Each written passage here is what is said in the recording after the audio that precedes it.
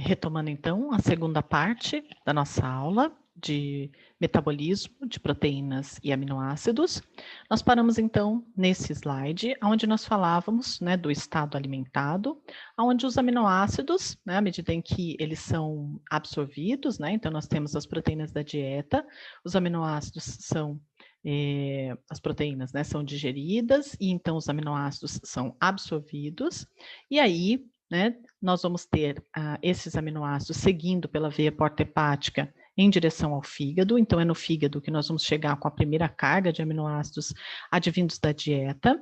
Então, né, estes aminoácidos serão ali utilizados pelo próprio fígado para fazer a produção, né, de proteínas, componentes nitrogenados, né, então nós temos ali compostos essenciais que contêm nitrogênio, que são metabolizados, produzidos ali pelo fígado. O excesso de aminoácidos, né? Nós vamos degradar e produzir glicose, que pode dar origem ao glicogênio. Se, né, o indivíduo tiver com baixa concentração de glicose, né, essa glicose pode ser produzida e liberada para a corrente sanguínea. O excesso, né, de aminoácidos pode ser também convertido a gordura, né, sendo guardado na forma de triacilgliceróis e armazenado no tecido adiposo. E aí, então, né, isso com relação ao que chegou aqui no fígado, mas parte do que chegou aqui também será, né, enviado para os tecidos, onde as células, à medida em que captam estes aminoácidos, vão convertê-los, então, nas suas proteínas de necessidade, né, sejam elas proteínas estruturais, enzimas, transportadoras, né, enfim, as necessidades que essas células possuem. Os aminoácidos, né, de cadeia ramificada, eles são aminoácidos que têm uma baixa adesão ali no fígado, né? Então, o fígado, ele tem uma baixa capacidade de metabolizar aminoácidos de cadeia ramificada. E, em contrapartida, os músculos têm uma alta capacidade e uma grande preferência pelos aminoácidos de cadeia ramificada. Então, os aminoácidos de cadeia ramificada vão servir bastante para o músculo, porque ali no fígado, como ele tem baixa capacidade de metabolizar, boa parte desses aminoácidos de cadeia ramificada seguirá para os músculos, onde serão metabolizados tanto, né, para fazer síntese de proteínas ali essenciais para o músculo, claro que também, né, são distribuídos a outros tecidos, e ali no músculo também nós vamos ter a capacidade de produção de energia do músculo, quando, né, em degradação de aminoácidos, também bastante relacionada com os aminoácidos de cadeia ramificada. Então, com relação à degradação de proteínas, né, nós vamos ter as proteínas, elas são degradadas naturalmente, só que em velocidades diferentes, né? Então, as proteínas, elas vão ser degradadas dentro do nosso sistema de acordo com o tempo de meia-vida delas. E o tempo de meia-vida é muito variável. Nós temos enzimas que duram minutos, segundos, muitas horas, muitos dias, assim como proteínas transportadoras, enfim. Então, aqui alguns exemplos. A ornitina descarboxilase, ela tem uma meia-vida de aproximadamente 11 minutos. Depois disso, ela é degradada. E aí, né, havendo necessidade, haverá a síntese proteica de nova enzima. Nós temos as proteínas do nosso ritmo circadiano, né? Então, as proteínas do nosso ciclo circadiano, ou seja, do ritmo do nosso dia, né? A hora que a gente acorda, a dinâmica que a gente tem durante o dia, momentos que a gente está mais disposto, indisposto, começa a sentir sono, enfim, todo o ciclo, né, do nosso dia, o ciclo circadiano. Nós vamos ter enzimas aí que vão estar sendo produzidas e degradadas durante, né, todo o nosso dia. A hemoglobina, né, uma proteína transportadora lá na hemácia, ela tem uma meia-vida de acordo com o tempo de meia-vida da hemácia, né? Então, a hemácia, ela dura aproximadamente de 90 a 120 dias, esse é o tempo de meia-vida de uma hemoglobina. Tá? Então, esses são alguns exemplos, né, com relação às proteínas que nós vamos ter dentro do próprio sistema e que serão degradadas e então renovadas. Para fazer degradação de proteínas, quando essas proteínas são pequenas, dentro do nosso sistema, nós vamos ter um sistema chamado ubiquitina-proteassomo. Nós temos uma estrutura que se chama proteassomo. Proteassomo, ele é uma estrutura constituída de proteína, é uma estrutura proteica, que faz como se fosse uma estrutura que tem uma cavidade, né? Nós temos uma cavidade aqui. E essa estrutura vai funcionar como se fosse um trituradorzinho de proteínas dentro da nossa célula. E aí o que acontece? À medida em que as nossas proteínas elas vão sofrendo desgaste, na verdade isso inclusive tem uma relação com o sistema MHC, que faz parte lá do nosso sistema imune, né? Onde começa a ser reconhecido, né, o que nos é próprio, não nos é próprio, e quando estruturas nossas, né, começam a sofrer desgastes, nós vamos ter a ligação de uma estrutura, né, que é a ubiquitina, na estrutura do elemento que nós vamos fazer degradação. Então, o que nós temos? Nós vamos ter uma primeira enzima que vai se ligar à ubiquitina, e aí essa enzima, né, por meio de um gasto energético, né, então a gente tem um custo energético nisso, e aí nós vamos ter, né, a degradação, mais uma vez, né, de ATP, formando o saída de 2-fosfatos, né, então forma de AMP, e aí essa enzima 1, que se ligou, né, à ubiquitina, ela é transformada, né, na enzima 2, com a ubiquitina aqui conectada, e aí nós vamos ter a ligação, né, a transferência dessa ubiquitina para uma estrutura de uma proteína que nós vamos marcar. Então, essa ubiquitina, ela serve para marcar a proteína que nós vamos degradar. Então, ela vai marcar a proteína que agora está em desuso. Uma proteína que está em desuso ou porque sofreu um desgaste, é uma proteína que nós vamos degradar ali na célula, porque ou porque ela está danificada ou porque não se faz mais necessário dentro da célula. Tá? E aí, nós vamos, à medida em que a gente conecta essa ubiquitina, isso é reconhecido porque nós temos um receptor para essa ubiquitina, na estrutura do proteassomo. Então, o proteassomo ele vai possuir, dentro da sua estrutura, enzimas, proteases, né, responsáveis por degradação de proteínas. Tá? Então, aqui ao lado a gente tem um resuminho, né? Então, proteínas destinadas a serem degradadas são marcadas com as moléculas de ubiquitina. As proteínas marcadas com ubiquitina são reconhecidas pelo proteassomo, que desdobra a proteína e transporta para o seu centro proteolítico. Aí lá no centro proteolítico, né, os fragmentos peptídicos produzidos, né, ali pelo proteassomo são degradados, produzindo os aminoácidos. E aí a gente tem a liberação, né, depois desse processo todo de degradação dessa proteína, a liberação dos aminoácidos que compunham esta proteína. Esses aminoácidos vão ficar ali disponíveis, pode ser reaproveitado para uma nova síntese proteica, ou sofrer algum tipo de degradação com finalidade de produção de energia, enfim, são aminoácidos ali disponíveis. Quando a proteína ela é maior, ou quando ela está envolvida dentro de uma estrutura, nós vamos ter uma degradação por meio dos lisossomos. Então, os lisossomos, eles são responsáveis por fazer um processo dentro da nossa célula que se chama autofagia. Autofagia, traduzindo, né, comer a si mesmo, né, autocomer-se. O que significa isso? Nós vamos fazer uma digestão de uma estrutura própria. Né? Vai comer uma estrutura ali própria, digerir uma estrutura ali própria.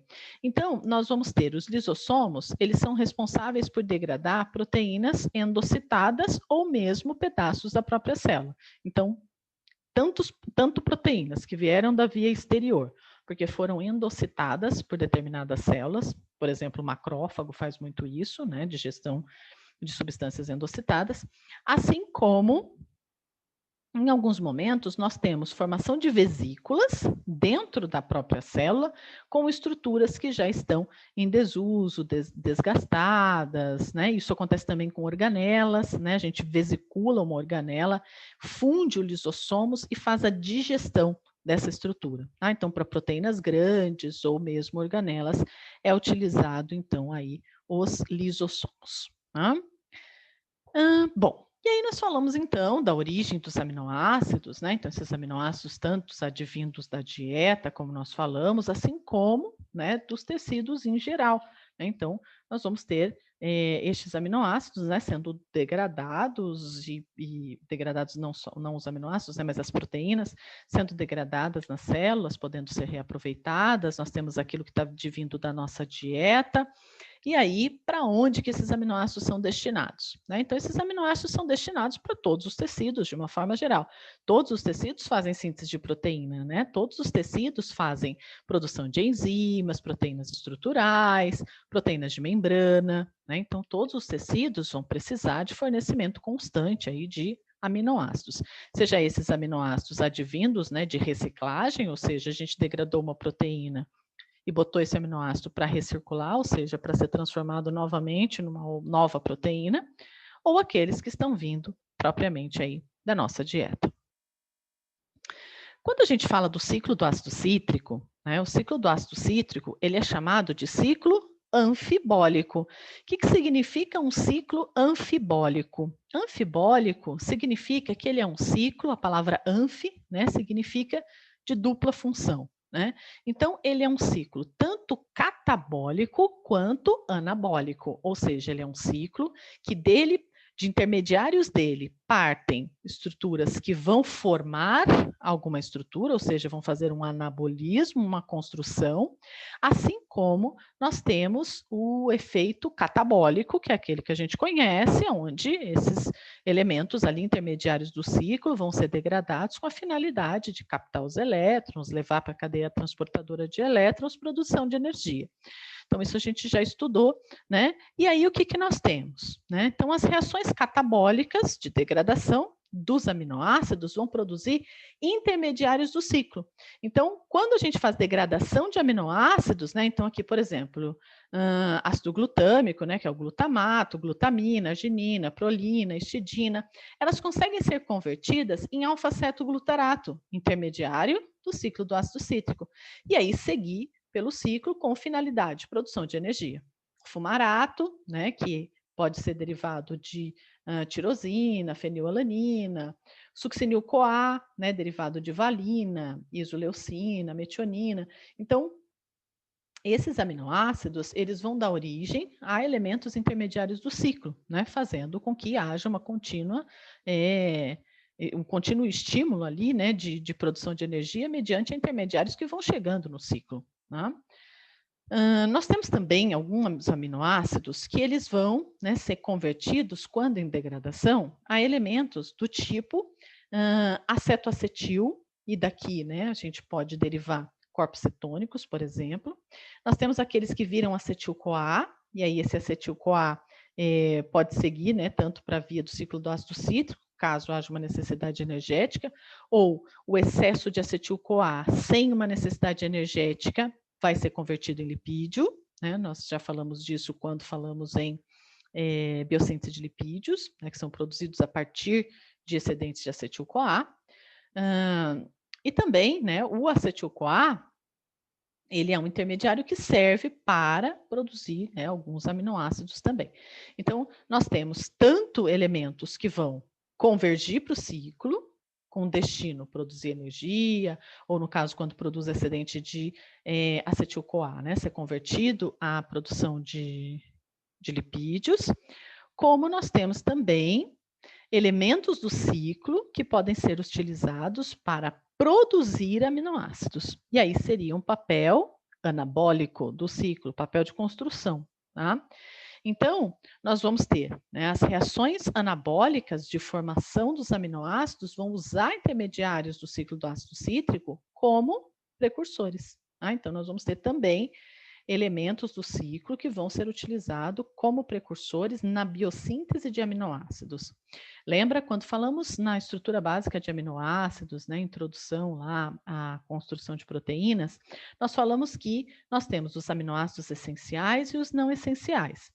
Os essenciais são aqueles que nós não temos metabolismo de produção. E os não essenciais são aqueles que nós conseguimos fabricar no nosso organismo. Então, aqui, né, a gente vai produzir aminoácidos a partir, né, de elementos do ciclo do ácido cítrico, para formar ali o esqueleto carbônico, e aí promover as modificações, inserções de grupamento amino, enfim, e produzir propriamente um aminoácido aí pela via, né, de construção, pela via anabólica. Então, o ciclo de Krebs, ele vai contribuir tanto com o processo de eu estou degradando aminoácidos, gero elementos intermediários do ciclo, e aí jogo para o ciclo isso com destino catabolismo, produção de energia, assim como na produção dos aminoácidos, a gente pode utilizar intermediários do ciclo do ácido cítrico. Excedentes de aminoácidos podem ser convertidos em acetil-CoA, em piruvato, e piruvato é convertido em acetil-CoA por reação já conhecida nossa, e aí esse excedente, né, de acetil-CoA que venha a acumular ali nessa célula pode ser convertido a lipídio. Tá? Então, a partir dos aminoácidos e partindo para os aminoácidos, nós temos aí uma relação importante com o ciclo do ácido cítrico. E aí, com relação à oxidação dos aminoácidos, nós vamos ter esse processo acontecendo, só que quando nós vamos oxidar um aminoácido, ou seja, quando esse aminoácido não mais serve para compor uma proteína, ou eu não preciso mais desse aminoácido para desempenhar uma determinada função ali no meu organismo. Então, o que é feito? Nós vamos degradar este aminoácido. Então, nós vamos degradar esse aminoácido de forma que, né, nós vamos ter a retirada do grupamento amina. Tá? Então, o grupamento amino vai ser removido. Isso vai virar amônia. Amônia é um elemento muito tóxico. Então, a gente não pode acumular amônia. Então, a gente vai ter que dar um destino para essa amônia. Tá? O que sobra da estrutura do aminoácido, né, depois da gente remover o grupamento amino, o que sobra da estrutura do aminoácido é uma estrutura que nós vamos chamar de alfa-cetoácido. Tá? Então, isso aqui é um alfa-cetoácido. Por que alfa? Porque o carbono, que é do ladinho do ácido carboxílico, né, ele é chamado de carbono alfa. E o grupo ácido carboxílico, né, tá ligadinho nele.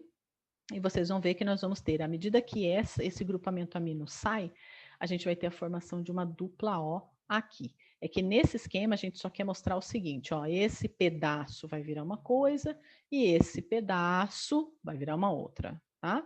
Então, nós vamos ter esta estrutura, né, depois que a gente remove o grupamento amino, o que sobra da estrutura do aminoácido é convertido num alfa-cetoácido. E esse alfa-cetoácido pode ter alguns destinos, né? Produção de energia diretamente, como nós vimos, produção de glicose, né? Se ele vira piruvato, por exemplo. O piruvato é o intermediário ali para a gente dar início, né, à gliconeogênese. Então, aqueles aminoácidos que conseguem ser convertidos em piruvato, oxalacetato, a gente tem uma via, né, para seguir pela gliconeogênese, via já estudada anteriormente. E também, né, alguns aminoácidos, quando se tornam determinados tipos de alfa-cetoácidos, eles podem ser convertidos também em corpos cetônicos, uma maneira que nós temos de fazer exportação, né, de acetil-CoA ali do fígado para os outros tecidos. O grupamento amino, como eu disse para vocês, é um elemento muito tóxico, ele não pode sobrar desta forma, então nós vamos ter que converter a um elemento menos tóxico e, de possível, desfazer a eliminação. Nesse caso, nós vamos produzir a ureia. Tá? Então, esse processo inicial de degradação dos aminoácidos, ele pode acontecer em vários tecidos, né? Então, no fígado, nos músculos, nos rins, no cérebro, tecido adiposo, intestino, entre outros. Esse processo inicial, ele pode acontecer em vários tecidos. Porém, produzir ureia com a amônia, fazer produção de ureia, isso é uma atividade exclusiva do tecido hepático. Assim como metabolizar os aminoácidos com destino, né, de produzir corpos cetônicos para exportação, ou fazer o processo de gliconeogênese para produzir glicose. Estes processos são exclusivamente hepáticos, somente o fígado faz. Gliconeogênese, produção de corpos cetônicos e ciclo da ureia, produção da ureia como produto de excreção. Então, né, nós temos aí vários destinos, né? Como nós vimos, nós temos vários destinos que os aminoácidos podem ter, né? Então, esses aminoácidos, nós podemos ter uma necessidade de mobilizar estes aminoácidos porque estamos num estado de jejum. Quando estamos num estado de jejum, nós estamos precisando gerar recursos, né? Porque nós não temos, a gente não está obtendo esse recurso do meio externo, né, para o nosso organismo, porque não estamos comendo. Então, nós precisamos continuar mantendo, né, os nossos suprimentos de glicose. E aí, à medida que o jejum vai se prolongando, nós vamos ter que começar a arranjar recursos, né? E uma maneira de arrumar recursos vai ser degradar as proteínas, obter os aminoácidos, e como nós vimos anteriormente, é possível, né, lá por meio deste ciclo, né, nós vimos que é possível a gente degradar aminoácidos e produzir elementos aí, intermediários do ciclo, e esses elementos intermediários do ciclo não só servem para construir aminoácidos, como eu disse para vocês, que é um ciclo anfibólico, como também intermediários do ciclo servem para produzir outros tipos de moléculas, outros tipos de elementos. Tá? E aqui, né, como eu disse para vocês, que era possível a gente converter acetil-CoA, piruvato, né? Então nós temos alguns aminoácidos que conseguem virar piruvato. Alguns aminoácidos que vão conseguir virar o oxalacetato, né? Porque quando converte a fumarato, malato, oxalacetato, né? A gente tem alguns que conseguem ser convertidos ao oxalacetato de forma direta. Então, tanto oxalacetato quanto piruvato, nós vamos ter um processo aí importante na gliconeogênese, né? Quando nós vamos fazer aí o processo de gliconeogênese. E aí, então, né, nós vamos ter estes elementos servindo para que a gente possa abastecer o nosso organismo. Então, quando em jejum prolongado, nós vamos degradar as proteínas para aproveitar os aminoácidos para fazer algum destino com finalidade de suprimento energético. Então, nós conseguimos pegar parte dos aminoácidos, converter em glicose para fazer exportação, assim como, né, alguns aminoácidos, o esqueleto carbônico dele, né, o alfa-cetoácido, pode ser convertido em elementos ali precursores dos corpos cetônicos, como é o caso do acetoacetil-CoA e da molécula de acetil-CoA, que são, então, convertidos a corpos cetônicos, né? E corpos cetônicos também, um assunto já descrito anteriormente. Então, nós temos duas situações. Nós temos a situação do estado de jejum, situação de estado alimentado. No estado de jejum, nós temos escassez. Com isso, a gente precisa lançar mão das nossas proteínas, que estão lá formando estruturas. Uma das primeiras que a gente vai lançar mão são as estruturais do nosso músculo, né? Então, as proteínas que compõem as nossas fibras musculares serão as primeiras a serem sacrificadas quando a gente precisa degradar uma proteína para obter aminoácidos e obter aí intermediários, né, gerar intermediários para gliconeogênese e aí então produção de glicose para fazer o suprimento de glicemia. Nós temos também o estado alimentado. No estado alimentado, nós comemos, temos um monte, né, de elementos aí, então nós comemos no primeiro momento, vamos pensar assim, comemos carboidrato, proteína, lipídio, tinha tudo ali na minha dieta. Então eu vou chegar com uma determinada carga ali, né? Após a digestão, a gente vai absorver essa carga, e aí nós temos lá muitos aminoácidos, né? Então, nós vamos distribuir aquilo que é necessário para o fornecimento das outras células, o tecido hepático vai fazer uma utilização que nós vimos, né? Produzir compostos nitrogenados, construção das proteínas próprias ali do fígado. Nós conseguimos também degradar e produzir glicose, né? Se eu tiver com a gliconeogênese ativada, né, em função de uma necessidade que exista, e também, à medida em que sobra, nós não temos tecido de reserva de proteína, então o que sobrar de aminoácidos, nós vamos então converter a lipídios. quer dizer então que excesso de proteína pode engordar? Sim, pode engordar. Tá? Então, na degradação de proteínas, nós vamos ter, né, aí a geração de vários aminoácidos. Então, a gente degrada a proteína, obtém então aí os aminoácidos, né, a partir dessa degradação de proteínas. E aí, né, como que nós vamos transformar os aminoácidos em outros compostos, né? Isso vai depender, claro, das vias que estejam ativadas, porque depende da necessidade fisiológica daquela situação. Então, estamos degradando aminoácidos porque estamos precisando de um suprimento de glicose, então a gente vai degradar aminoácidos, obter ali, né, piruvato, oxalacetato, que nós vamos conseguir converter depois, né, a fosfenolpiruvato e fazer a via da gliconeogênese e ao final obter glicose, né, uma função ali hepática importante de produzir glicose de novo, né, gliconeogênese, ou com excesso, né, aquilo que vai virando ali acetil-CoA, nós vamos estar com a lipogênese ativada e aí então a produção de lipídios. Ok? Tá ok, então dá para fazer isso, dá para a gente fazer produção de glicose, com excesso dá para virar lipídio, produção de corpos cetônicos, enfim, nós podemos fazer muitas coisas com esse alfa-cetoácido. Porém, o grupamento amino não está participando de nenhuma dessas moléculas. Então, nós vamos retirar esse grupamento amino e a gente precisa dar um destino para esse grupamento amino. Então, remover o grupamento amino, né, vai ser aí o nosso primeiro passo. E aí o que acontece? Né? Com a perda do grupamento amino, o restante dos aminoácidos podem entrar nas vias metabólicas que nós já vimos. Né? Então, nós vamos ter que converter, né, o nosso aminoácido em um alfa-cetoácido. E lembra que eu falei para vocês que nós tínhamos a remoção do grupamento amino e no lugar do grupamento amino ia entrar uma dupla O. E é por isso que ele se chama alfa-cetoácido. Por quê? O carbono que dá a mãozinha, né, para o ácido carboxílico, carbono alfa. E ele está com uma dupla O, então uma cetona. E aqui nós temos um ácido carboxílico. Então, por isso que ele se chama alfa-cetoácido. Tá? Aqui nós temos a formação de um alfa-cetoácido conhecido nosso, né, que é o piruvato. Então, nós temos, quando a gente retira o grupamento amino da alanina e substitui por uma dupla O, nós vamos ter aí a formação do piruvato.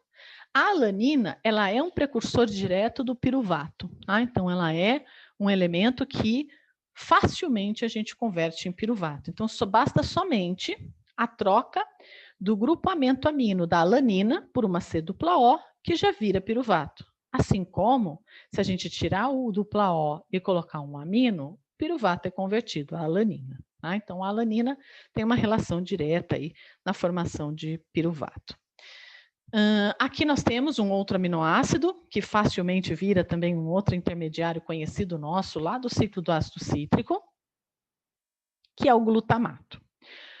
O glutamato, quando nós temos uma retirada do grupamento amino aqui do glutamato e a entrada de uma dupla O, esse glutamato se converte em alfa-cetoglutarato. Tá? Então, alfa-cetoglutarato, elemento intermediário lá do ciclo do ácido cítrico. Então, quando a gente tem o grupamento amino sendo removido e substituído ali, né, naquele carbono, por uma dupla O, nós vamos ter a formação de um alfa-cetoácido. E muitos desses alfa-cetoácidos são elementos intermediários do ciclo do ácido cítrico. Então, a estrutura que nós temos no aminoácido, quando a gente tira o amino e substitui por uma dupla O, nós obtemos um alfa-cetoácido que, muitas das vezes, é um intermediário do ciclo, ou ele não é diretamente intermediário do ciclo, mas por outros passos químicos pode ser convertido a um intermediário do ciclo. No caso aqui, nós temos o glutamato, a simples modificação, tirar o grupamento amino e colocar uma dupla O, ele já se torna o alfa-cetoglutarato. Então, no metabolismo dos aminoácidos, nós vamos ter todos os 20 aminoácidos, após perderem o grupamento amino e, eventualmente, serem metabolizados mais um pouco, eles são capazes de entrar no ciclo de Krebs, no ciclo do ácido cítrico. Então, quando nós olhamos aqui, né, para o ciclo do ácido cítrico, vocês podem ver que nós temos diversos aminoácidos. Aqui estão os nominhos dos aminoácidos. Então, nós temos diversos aminoácidos e todos eles, à medida que são degradados, seja por um passo direto, né, como, por exemplo, aquela transaminação, né, a gente tirando o amino e colocando uma dupla O, e ele já se converte diretamente ao intermediário do ciclo, assim como, muitas das vezes também acontece da gente fazer uma retirada do grupamento amino, substituir pela C-dupla-O, e depois outras enzimas envolvidas, a gente transformar a um intermediário do ciclo do ácido cítrico, E aí, a partir desses elementos que são produzidos, é possível de darmos destinos, tanto um destino glicogênico, produzir glicose, né? Fazer síntese de glicose de novo, gliconeogênese, assim como produzir corpos cetônicos, né? E também ser uma maneira de a gente ajudar a exportar energia lá do fígado, né? Exportar acetil-CoA na forma de corpos cetônicos. Então, por meio da degradação dos aminoácidos, né, a gente gera os intermediários do ciclo e consegue fazer via gliconeogênese, via produção de corpos cetônicos. Okay? Então, aí nós temos aminoácidos glicogênicos, são aqueles que vão formar a glicose, piruvato, intermediários do ciclo, e aí é possível destinar para o processo de gliconeogênese. E nós temos também alguns aminoácidos que são chamados de cetogênicos, ou seja, aqueles que produzem elementos como o acetoacetil-CoA e o acetil-CoA, que possível, né, nós conseguimos produzir corpos cetônicos, né? Então, são os chamados cetogênicos. São aqueles, né, que formam acetil-CoA, e que aí não é capaz, né? Acetil-CoA não entra em via de gliconeogênese, e aí, a partir de acetil-CoA, nós conseguimos produzir corpos cetônicos, se for o caso, né? Uma baixa demanda de energia, baixa produção de energia, disponibilidade de energia que nós temos naquele organismo, então são produzidos corpos cetônicos a fim de exportar, né, combustível energético para as células. Em excesso, né, na nossa dieta, todos os aminoácidos podem acabar se transformando em ácido graxo. Por quê? Porque se eu estou com excesso na minha dieta, eu tenho muito, né, uma formação de muito. Eu tenho um fornecimento muito grande de aminoácidos, eu não estou precisando de tudo aquilo que eu estou consumindo. Eu tenho uma sobra de todo o resto, então eu tenho sobra de glicose, eu tenho sobra de lipídio, eu tenho todos os elementos energéticos bem fornecidos. Então, como eu disse para vocês, a gente não tem reserva de aminoácidos, não tem reserva de proteína. A gente não vai produzir tecido de reserva. Jogar fora a gente também não joga, porque tudo aquilo que tem potencial de levar à formação de elemento intermediário para a produção de energia, a gente não vai jogar fora. Então, nós vamos, né, com aqueles que viram acetil-CoA, nós vamos produzir lipídio, vamos fazer lipogênese com esses excessos. E no jejum, aí nós temos uma outra condição, né? No jejum, nós vamos formar glicose, né? Com aqueles que são possíveis, né, da gente fazer gliconeogênese, e vamos fazer cetogênese, produção de corpos cetônicos, naqueles que a gente não consegue, né, destinar a gliconeogênese, então é possível se fabricar corpos cetônicos. E aí, nesse caso, é uma atividade hepática. Mas, como nós vimos, o grupamento amino não está participando desses elementos intermediários. Nos elementos intermediários do ciclo, nós não temos nenhum elemento intermediário que possua nitrogênio na composição. Então, esse grupamento amino vai precisar ser removido. Então, nós vamos ter a participação de um conjunto de enzimas que se chamam transaminases. As transaminases vão realizar uma função chamada de transaminação. E essa transaminação, nós vamos ter o grupo NH3, né, o grupamento amino, vai ser removido de outros aminoácidos e transferido a um alfa-cetoácido, que no caso aqui é o alfa-cetoglutarato, formando o glutamato. Então, nós vamos ter o seguinte. Aqui vamos colocar de uma forma genérica, tá? Então, aqui uma aminotransferase. Então, uma aminotransferase, depois a gente dá nome para algumas aminotransferases, mas uma aminotransferase. Essa aminotransferase precisa dar ajuda, né? Precisa aqui de uma coenzima, que é o piridoxalfosfato, né? Derivado da piroxina, vitamina B6, tá? Então, nós vamos ter a transaminase, né? Ou aminotransferase, e como coenzima, nós temos o piridoxalfosfato, a vitamina derivada ali, né? Da vitamina B6. E aí nós temos o quê? A molécula de alfa-cetoglutarato, intermediário do ciclo, conforme já conhecemos, vai sofrer uma transaminação com um aminoácido, e aqui um aminoácido qualquer, tá? Então, aqui um grupo R, um aminoácido qualquer, não interessa para a gente qual é o aminoácido, vamos sofrer transaminação. Então, essa transaminase vai fazer o quê? Nós vamos ter o deslocamento desse grupamento amino, para a estrutura do alfa-cetoglutarato. Então, no lugar dessa dupla O, vai entrar o grupamento amino, que é a transaminase, o nome dela já está dizendo o que ela faz, né? Então, ela faz uma transaminação, ela vai cruzar o grupamento amino de um lado de uma molécula para uma outra molécula.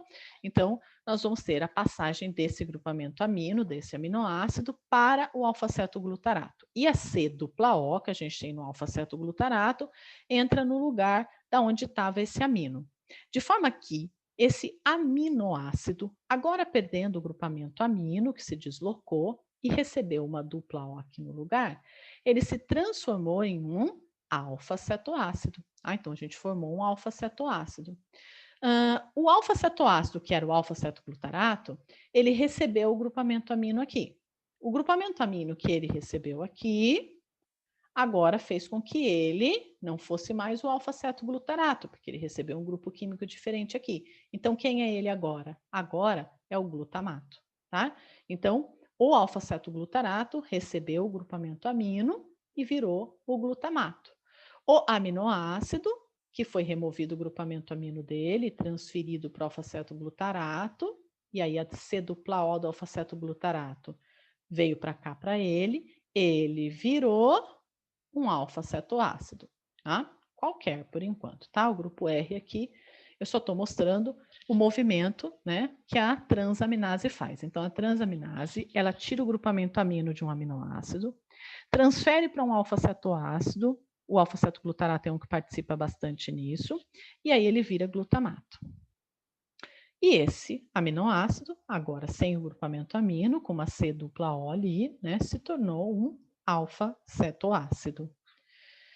Aqui só para mostrar para vocês a participação, né, da vitamina B6, que é a piridoxina, né? Então a piridoxina aqui na forma de piridoxalfosfato, né, que aí ela está com um fosfato ligado aqui na estrutura dela, então a piridoxina é essa parte da molécula, mas ligada aqui com o fosfato, né, forma o piridoxalfosfato.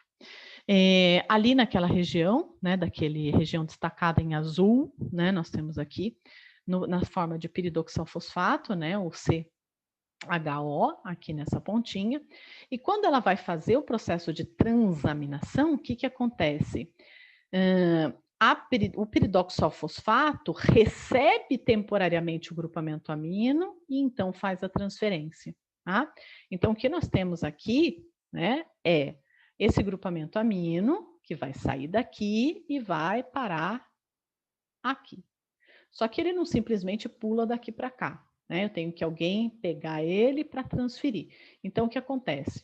O piridoxalfosfato, que está associado aqui à enzima, né, a transaminase, recebe esse grupamento amino e transfere, tá? Então, nós temos aqui nessa região, recebendo o grupamento amino e aí o grupamento amino sendo transferido, tá? Então, aqui só mostrando o grupamento amino que é recebido, né? Por isso é importante, sempre que a gente está falando de transaminases, é muito necessário a presença da vitamina B6. A vitamina B6, ela é uma coenzima muito importante da estrutura das transaminases. Tá? Então, um papel muito importante aí que ela desempenha. E aí, né, nós vamos ter o grupo NH3, né, sendo removido do glutamato pela glutamato desidrogenase, que vai formar o alfa-cetoglutarato e gerando aí um NADH a partir de NAD. Tá? Então, nós temos aí o glutamato, e aí nessa reação do glutamato, nós vamos ter, né, porque nós estamos vindo da sequência lá, né? Lá atrás a gente fez o quê? Transferiu o grupamento amino do aminoácido para o alfa-cetoglutarato, que virou glutamato. Agora eu estou com esse grupamento amino ali, né? Não morreu aí a história. Por quê? Porque eu ainda preciso recuperar esse alfa-cetoglutarato, porque senão eu fico consumindo todos os alfa-cetoglutaratos da célula, virando um monte de glutamato, e eu não estou precisando de tudo isso de glutamato. Então, esse processo foi um processo para eu transferir o grupamento amino. Transferir, foi para o alfa-cetoglutarato, ele virou glutamato. Mas a história não parou aí. Tá? Então, nós vamos ter o quê? Esse glutamato agora vai sofrer um processo de desaminação oxidativa, ou seja, esse grupamento amino vai sair do glutamato e a gente vai restabelecer uma dupla O aqui, voltando essa estrutura a ser um alfa-cetoglutarato, tá? Então, nessa reação, né, nós vamos ter uma oxidação, né, uma produção aí de NAD, né, nós temos aqui ó, um hidrogênio que vai ser deslocado aqui, então a gente tem a formação do NAD, e o grupamento amino sai na forma de NH3, né, forma uma amônia aqui, porque isso aqui facilmente, né, isso exerce um papel de base, né, então facilmente ele recebe mais um H+, e vira NH4, e aí nós vamos restabelecer a estrutura do alfa-cetoglutarato. Então agora a gente está com outro problema, né, a gente está com um grupamento amino solto aqui. Isso é tóxico, né? A gente já falou no bloco anterior que o grupamento amino não pode simplesmente ficar voando por aí, não pode sobrar, porque forma amônia e amônia é tóxica. Então, a gente liberou, né? A gente tem um NH3 solto aí, mas a gente precisa, né, dar um jeito nessa estrutura. Tá? Então, nós vamos dar um jeito nela, e é por isso que esse processo está acontecendo dentro da mitocôndria. Tá? Então, a desaminação oxidativa, essa enzima aqui, glutamato desidrogenase, ela é uma enzima que está dentro da mitocôndria.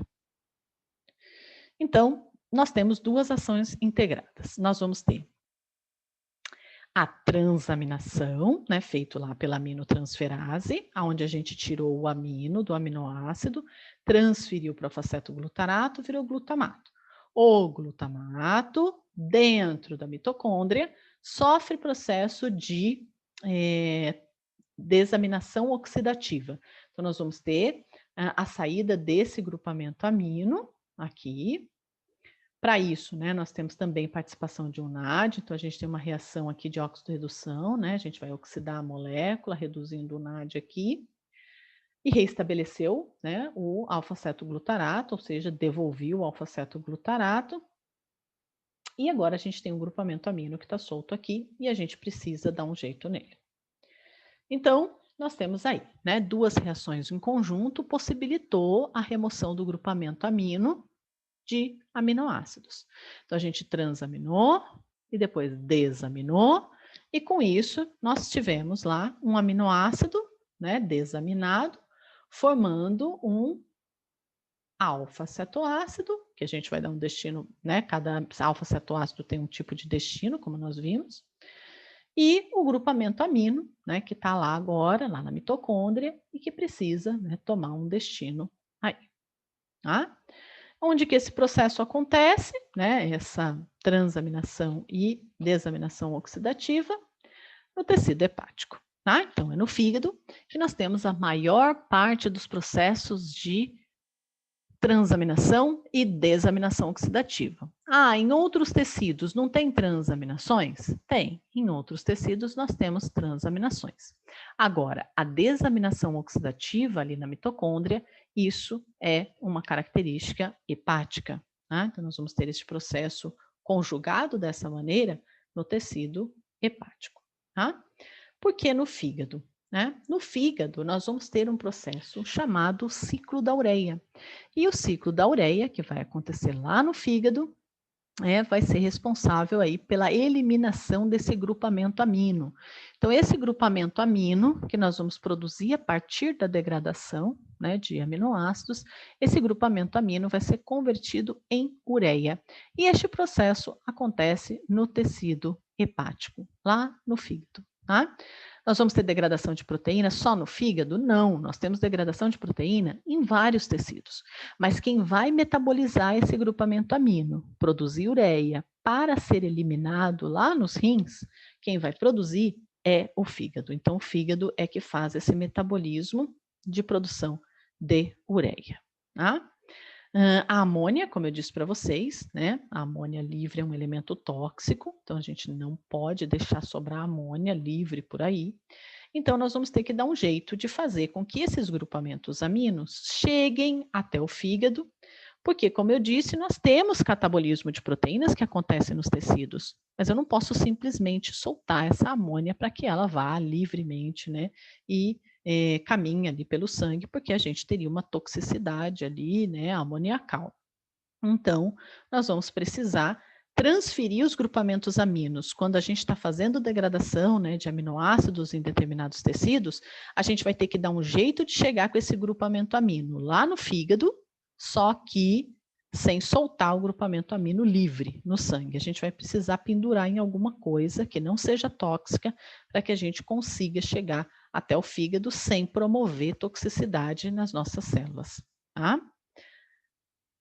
Então, né, como que a gente vai resolver esse problema dessa toxicidade? Então, esse grupamento amino, ele vai ser transferido na forma de um aminoácido. Então, nós estamos metabolizando proteínas, quebrando aminoácidos, gerando outros tipos de aminoácidos que vão servir de transportadores do grupamento amino. Nossa, mas como que isso acontece, né? Então, alguns tipos de aminoácidos, eles vão ser responsáveis por trazer esse grupo nitrogenado dos tecidos para o fígado. Um deles é a alanina. Lembra que eu mostrei para vocês lá no início, falando que facilmente a alanina é convertida em piruvato, assim como piruvato facilmente é convertido em alanina. A diferença entre a alanina e o piruvato é o grupamento amino, que a alanina tem, e o piruvato não tem o amino, tem uma dupla O naquele carbono. Tá? Mas a molécula, né, ela é muito parecida, ela é muito próxima. Então, o que, que acontece? Lá no músculo, quando a gente está tendo degradação, né, de aminoácidos com destino à produção de energia ali no nosso músculo, nós vamos ter o quê? O músculo está catabolizando proteínas, né, produzindo os aminoácidos, esses aminoácidos estão sofrendo lá os processos, né, de transaminação, então a gente tem várias aminotransferases, né, ali no tecido muscular, inclusive serve de marcador, né, de lesão muscular, e aí nós vamos ter a produção do glutamato, né? Só que a gente precisa regenerar o alfa-cetoglutarato, lembra, né? A gente precisa regenerar. Só que a gente não está no fígado. No fígado, esse glutamato vai para a mitocôndria, lá do fígado, e lá na mitocôndria do fígado, nós vamos ter a desaminação oxidativa. Mas aqui no músculo a gente não tem essa opção. Mas eu preciso devolver meu alfa-cetoglutarato aqui. Então, o glutamato vai ter uma enzima no músculo que se chama alanina aminotransferase. A alanina aminotransferase vai pegar o grupamento amino, que está no glutamato, transferir para o piruvato, pegar a dupla O que tem no piruvato, colocar no glutamato, e aí voltou a ser o alfa-cetoglutarato. O piruvato, quando recebeu o amino, agora se tornou a alanina. A alanina, pela corrente sanguínea, vai chegar lá no fígado. Quando chega no fígado, a alanina vai sofrer um processo de transaminação. A gente vai tirar o grupamento amino da alanina, transferir para o alfa-cetoglutarato, né? Então a gente tem uma outra alanina aminotransferase, mas que agora vai trabalhar na outra mão, né? Vai pegar o grupamento amino da alanina, transferir para o alfa-cetoglutarato, e aí esse alfa-cetoglutarato vira glutamato. E essa alanina, né, quando tirou o grupamento amino dela e colocou uma dupla O, ela voltou a ser piruvato. O piruvato pode ser utilizado para gliconeogênese, produção de glicose de novo. E com isso, a gente mantém a glicemia, de forma que nós vamos ter essa glicose ficando disponível para os tecidos utilizarem. Inclusive, o próprio músculo, que contribuiu com esse passo, né, de transformar piruvato em alanina, a alanina seguir pelo sangue, chegar no fígado, voltar a ser piruvato e o piruvato servir para a produção de glicose. Tá? Então, este ciclo é chamado de ciclo alanina-glicose.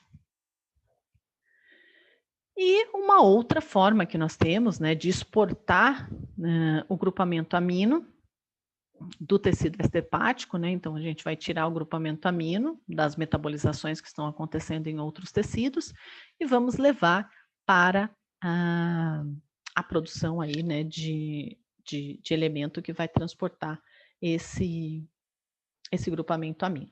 Tá? Então nós vamos transportar esse grupamento amino de que forma? Nós vimos lá, o alfa-cetoglutarato, né, responsável aí por receber o grupamento amino aqui nessa dupla O.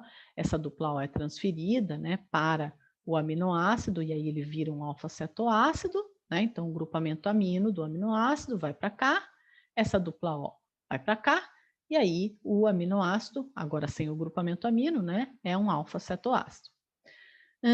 Isso feito por uma aminotransferase, né? Então, a gente recebeu lá um grupamento amino e o alfa-cetoglutarato virou glutamato. Existem algumas células que nós vamos ter uma segunda enzima que se chama glutamina sintase.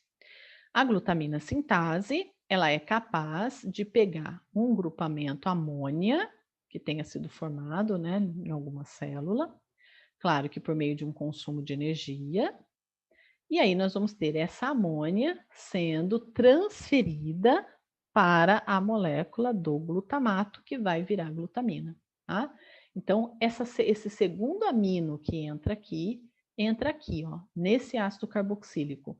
Quando você olha aqui, ó, a glutamina, né, que se formou, agora não tem mais um CO menos, né? Agora tem um NH2 ligado aqui, formando então a glutamina. Então, a gente tem o glutamato, recebe mais uma amina, fica glutamina. Dessa forma, na forma de glutamina, a gente transporta dois grupamentos aminos, né? Um aqui e um aqui, tá? Glutamina é um aminoácido, facilmente, né? Aí reconhecido no nosso sistema biológico, não vamos ter grandes problemas. E a glutamina, então, sai com destino a levar estes grupamentos amino, produzidos ali por reações, né, em tecidos extrahepáticos, levar esse grupamento amino para o tecido hepático fazer o seu papel, né, de desaminar, e então dar um destino a esses grupamentos amino de forma não tóxica. Tá? Aqui só mostrando a reação, né, a glutamina sintetase, né, então aí reação com ATP, nós temos uma ligação do grupo fosfato temporariamente acontecendo aqui, né, na ligação aqui.